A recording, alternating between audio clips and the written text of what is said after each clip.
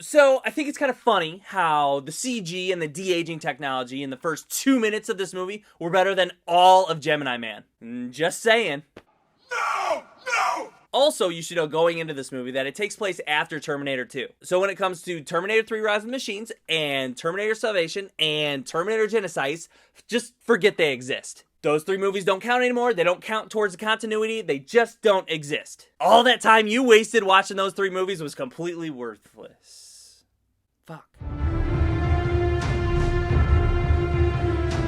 The plot! Well, it's a Terminator movie, so a killer robot is sent to the past to kill a person in the past that's important in the future. And sometimes a human, sometimes a robot is sent back in the past to protect that important person. And that important person in this movie is a young lady. And the person sent back to protect her in this movie is a robot human thing. And Linda Hamilton is back in this one as Sarah Connor.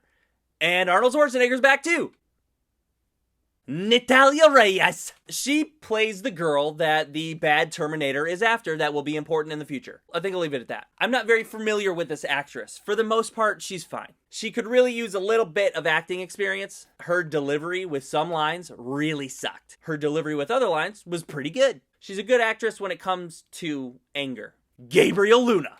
This guy is the bad Terminator, and he's kind of a mix between the T-800 and the T-1000. I actually thought he was great and very persuasive. He just wants to kill the girl, and that's all that matters, and he goes for it. And I thought he was a good villain. Mackenzie Davis. She plays the protector of the girl in this movie. She's not a robot, she's not a person, she's an enhanced human. This makes her very vulnerable, but also makes her a total badass. Linda fucking Hamilton. It's so good to have her back, and she was the best character in the whole movie. Just think Sarah Connor from Terminator 2, but older and angrier. Arnold fucking Schwarzenegger. Arnie's back too, and once again, he's a T-800. They actually thought this character out, and they have a different take on this character that we've never seen before, and I thought it totally worked. They actually answered some philosophical Terminator questions that have been rolling around in my brain ever since I made my Terminator franchise video, link in bio, and they used Arnold just right. Overall, I think this movie's awesome. It makes a huge difference when you take a beloved franchise that went to shit and hand it over to people that care about it and are capable of fixing it. Honestly, the only issues I had were a little bit of the acting from Natalia, and some parts of the script just weren't good.